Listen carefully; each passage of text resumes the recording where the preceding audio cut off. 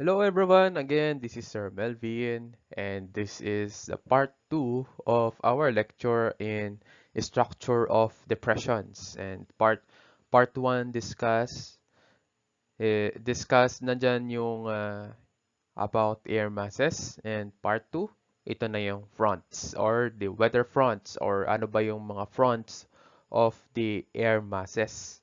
So I have here an example of a simple weather chart or yung tinatawag nating synoptic chart. So makikita natin dito may mga symbols siya na we have a red semicircle, blue triangle, meron tayong pattern dito na red, blue, red, meron tayong purple here. Okay? So, yan yung pag-uusapan natin. Ano ba yung mga symbols na yan? And pag nakita natin yan sa isang weather chart, ano ba yung ini-indicate niya? Or what does it say? Or how can we read or how can we interpret a weather chart sa pamamagitan ng mga fronts or symbols? So, these are the different type of the fronts or the weather fronts. First, number one, we can see here the series of blue triangles in line. Number two natin is we have series of semicircles, red semicircles, and we have alternating in opposite lines. We have alternating in opposite blue triangle, red semicircle, blue triangle, red semicircle. And dito naman, meron tayong violet colored. Alter alternating in one line na triangle, semicircle in violet. So these are the four basic front symbols na makikita natin in a synoptic chart. So ano ba yung front? Front is an interface or transition zone between two air masses of different density and temperature with occasional thunderstorms and electrical activity o yung pagkidlat. Thunderstorm yung pagkulog. And nagsimula yung term ng front sa gera ng World War I, wherein a Norwegian meteorologist gave this name during ng gera or the World War I, analogous to the fighting along the battle line in Europe. So, 'di ba, sa isang battle line ng Europe, parang meron tayo ditong flanking of the soldiers or tatawag nating war front. Okay? So, sa kabilang front nandun yung kalaban, sa ditong front nandun yung kalaban. At yung front na yan, sa likod niya, nandun yung mga sundalo. So, sino nasa front line? Okay? So, doon nanggaling yung terminology ng weather fronts. And frontal zones are frequently accompanied by low barometric pressure. Tandaan natin yan. Or the pressure troughs. It is marked changes in the wind direction and relative humidity and considerable cloudiness or kaulapan and pag-ulan or precipitation. It is a boundary separating bands of thunderstorms and severe weather and may occasionally be preceded by squall lines or dry lines. So yung squall lines natin yung pag-blow ng wind na malakas o yung squally weather. So it is a prolonged gust. Okay? Yung squall, kung naalala natin. Warm fronts are usually preceded by stratiform precipitation and fog. So stratiform precipitation, ito yung pag-ulan galing sa stratus clouds or nimbostratus or altostratus. Those are the stratiform na tinatawag natin. And the weather usually clears quickly after a front's passage.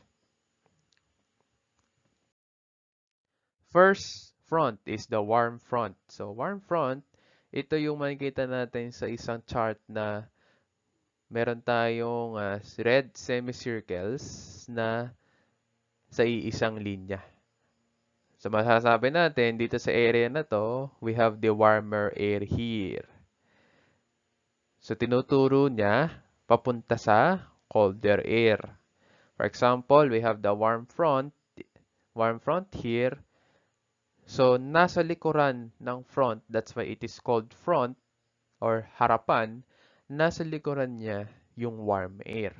Nasa harapan niya yung cold air. At nang nasa gitna niya is the warm front. And is defined as the transition zone where a warm air mass is replacing a cold air mass. It generally moves from southwest to northeast, and the air behind a warm front is warmer and more moist than the air ahead of it. A warm front forms when a warm air mass pushes into a colder air mass. Warm fronts often bring stormy weather as the warm air mass at the surface rises above the cold air mass, making clouds and storms. A warm front is associated with a high pressure system and occurs when a warm air mass replaces a colder air mass because warm air moves closer to the ground and a high pressure system often brings clear and calm weather. Warm fronts travel slowly and are weaker than the cold fronts. Tandaan natin, mas mahina ang warm front sa cold front. The first sign of an approaching warm front, okay, what are the signs? Appearance of high, thin, wispy cirrus clouds. So, okay, pag nakita tayo ng cirrus clouds, paparating yung warm front. Ibig sabihin, magandang panahon. As the sky and be thicker, since there will be no more air at lower elevations from which in which to condense to clouds. So this masasabi natin meron tayong paparating na warm front sa clouds. Okay. So in this part from the nimbostratus, okay, makikita natin meron tayong precipitation. So, pag nakalampas na yung precipitation na yan, magkakaroon na tayo first ng altostratus, magkakaroon tayo ng cirrostratus, and cirrus. For example, in your area, makikita nyo yung cirrus clouds. Ibig sabihin, we have the advancing warm air. And yung linya na yan, kung saan meron, magkakaroon tayo ng warm front or we are already in the warm front. Normally, when a warm front passes through an area, the air will get warmer from the warm front. And it's, of course, when the air becomes warmer, the air will be more humid. While the front is passing through a region, temperatures start to warm rapidly. The atmospheric pressure in the area that was dropping starts to level off. The winds become variable and precipitation turns into a light drizzle. Symbolically, a warm front is represented by a solid line with semicircles pointing towards the colder air. Just like what in the picture. Okay, so dito sa picture na to, tinuturo niya yung colder air. Nasa likuran niya yung warm air. On the colored weather maps, a warm front is drawn with a solid red line. Okay, so for example, makikita kayo ng weather maps, minsan red line lang siya. Ganyan lang. Ibig sabihin, nandyan yung warm front. Kasi sometimes hindi naman laging may semicircle ang ating warm front. Minsan linya lang siya.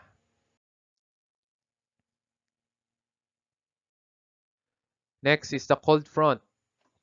Kung ang warm front natin ay semicircles, ang cold front naman natin is have a symbol of triangles or blue triangles in a line. Siyempre, nasa likod niyan ang cold temperature. And cold front is the leading edge of a cooler mass of air, replacing warmer mass of air, which lies within a fairly sharp surface through a low pressure.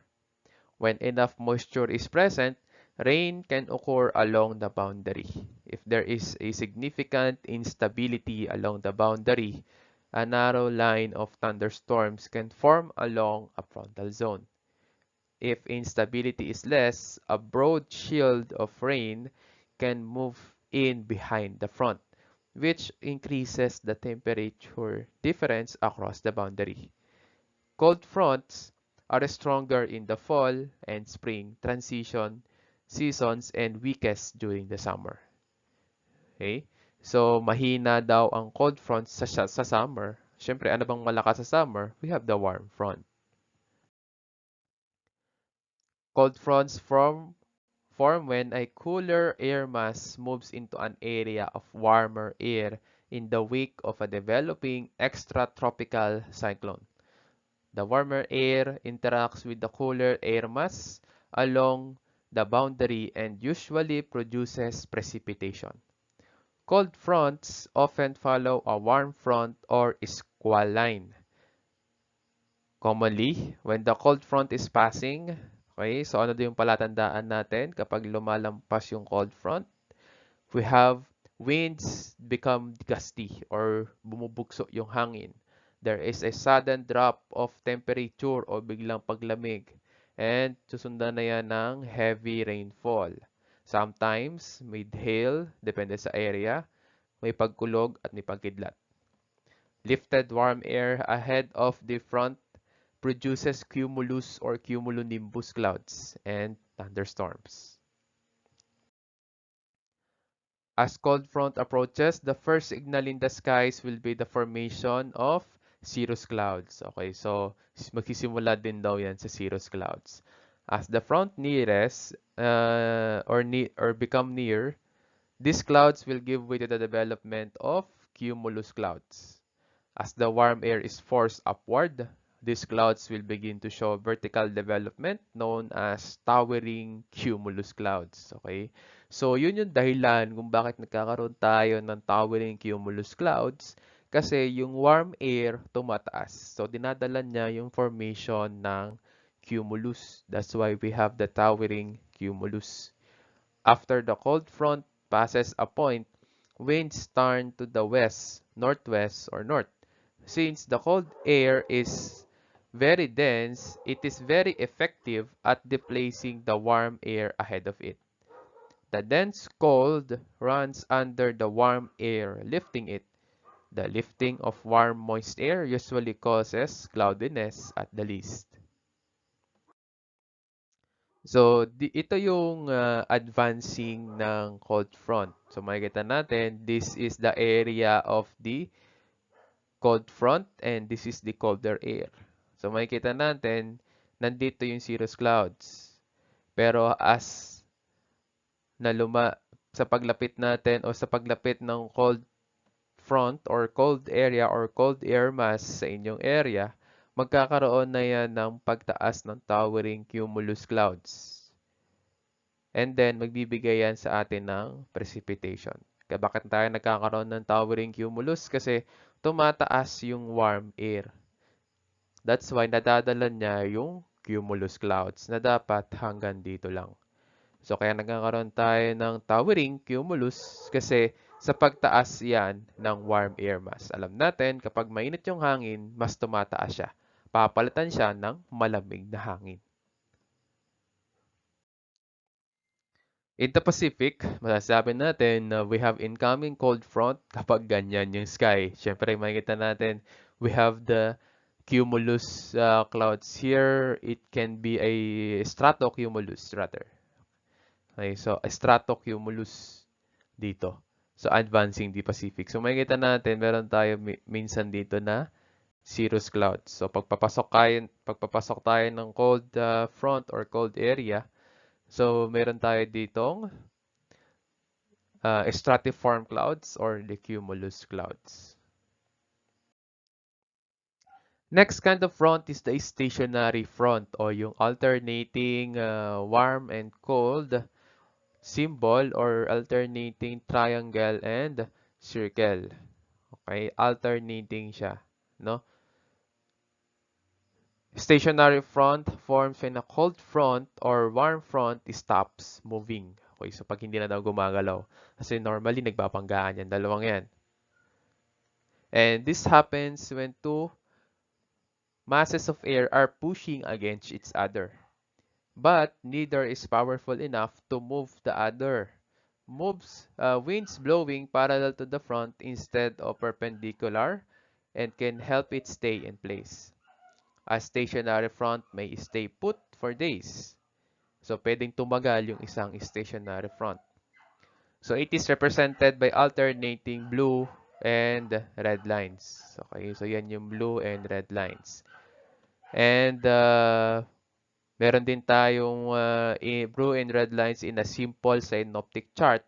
Pero sa ating ibang synoptic chart, it will appear as a alternating blue triangles which point towards the warmer air and red semicircle pointing towards the colder air. So ito yan. So red semicircles pointing towards the cool air and blue triangles pointing towards the warm air. A noticeable temperature change or shift in the wind direction is commonly observed when crossing from one side of a stationary front to the other. Winds blowing parallel to the front instead of a perpendicular can help the air mass stay in place. A stationary front may stay put for days if the wind direction changes. The front will start moving again, becoming either cold or warm front, or the front may break apart or pwedeng maghiwalay yung dalawang front. A single air mass can be modified by extensive land and water surface temperature differences over enough time to become two unique air masses separated by a stationary front. Cold air and warm air usually flow about parallel to the stationary front in about opposite directions along either side of the front. Okay, so that is your stationary front. So ito yung nangyayari sa isang stationary front. So makikita natin, we have the warm air here and we have the cold air here. Okay, so neither of the two malakas or mahina. Parang magkasing lakas lang siya or magkasing hina lang siya. That's why hindi sila gumagalaw. So dahil nandyan lang sila sa isang area, yung gitna nila doon nagkakagulo. Okay, kasi doon nagkakaroon ng doon nagkakaroon ng interaction. Parang nagkakaroon yan ng zigzagging motion. Alin ba ang malakas, alin ba yung mahina. Okay, so parang nagbubuo ka ng puzzle dyan. At syempre, doon sa may nagkakaroon ng disturbance of the air mass, doon nagkakaroon tayo ng disturbance of the weather. Where the warm and cold air meet, clouds and fog form, and it may rain or snow. Up and over the cold air. Clouds associated with the stationary fronts are usually stratus, nimbostratus, altostratus, or cirrostratus, o yung sinasabi nating stratiform clouds.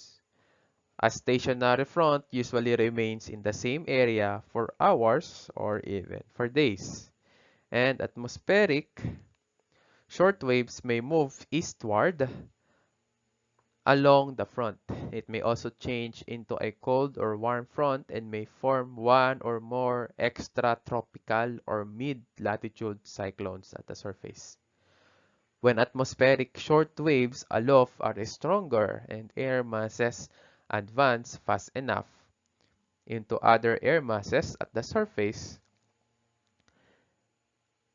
this cold air mass advances fast enough into the warm air mass. Since the advancing air mass is cold, the stationary front changes into a cold front. Or kapag nadadaig na yung isa, dahil nga sasabihin natin, relatively or commonly, mahina yung warm air or mahina yung warm front. Mas malakas pa rin yung cold front. So, pwede diyang ma-overpower yung warm front and yung stationary front natin maging cold front. Depende yan sa fuel or sa power nung cold front. Next, occluded front or ito kakaiba to sa lahat kasi ito violet. Okay, violet semicircle, violet triangle, semicircle, triangle, occluded front. Saan ba nanggagaling tong occluded front? Kapag nagsama yung cold front at warm front. So, may process siya. Ang process niya is cyclogenesis. Okay? Cyclogenesis or ito yung simula ng isang cyclone or yung occluded front yung simula ng isang storm or yung tinatawag nating violent weather disturbances. So, nangyayari to when a cold front overtakes a warm front. Ito sabi nga natin, mas mabilis yung cold front sa warm front. So, pwede niyang ma-overpower yung warm front. And when this occurs, the warm air separated or nagiging occluded from the cyclone center at the Earth's surface. The point where the warm front and the occluded front meet, and consequently the nearest location of warm air to the center of the cyclone is called triple point. Okay? So ano daw yung triple point? Ito yung point wherein the warm front and the occluded front meet. So ito yon. This is the occluded front, this is the occluded front, this is the warm front, this is the triple point. Okay, so dyan nagtatagpo yung warm front at yung occluded front. We have the trowel or short for trough of warm air aloft. And it is the projection on the Earth's surface of the trough of warm air aloft formed during the occlusion process of depression. At an occluded front, the cold air mass from the cold front meets the cool air that was ahead of the warm front. The warm air rises as these air masses come together. Occluded front usually form around areas of low atmospheric pressure. It forms when a warm air mass gets caught between two cold air masses. The warm air mass rises as the cool air mass push and meet in the middle. The temperature drops as the warm air mass is occluded or cut off from the ground and pushed upward. It can bring strong winds and heavy precipitation. Oh, pagbagyo. Yes, dyan galing yan. So ito yung nangyayari sa ating occluded front. Okay, so nandito yung warm air. Nandito yung ating occluded front. Let's say nandito siya. Okay, nandito. That's why nandyan yung pag-ulan. We have the stratocumulus here na nagdadala ng ulan. And we have the cool air here. Okay, so masasabi natin dito sa area na to, in this area, maganda yung weather dyan. Cold air din dito, maganda yung weather dyan. Pero, humahabol kasi dito sa warm front. Okay, so this is the warm air. So, nandito yung warm front. We have here the warm front.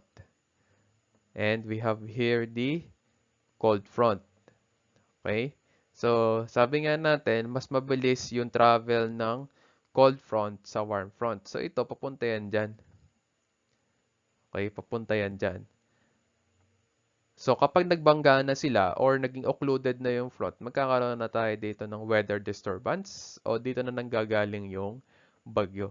So, dito na sa area na to, nabubuo yung LPA or tinatawag nating low pressure area o yung cyclogenesis na tinatawag yung pag-build up ng bagyo. Okay, so ito yung nangyayari dyan. So, sinabi ko kanina. So, this is where the occluded front is happening.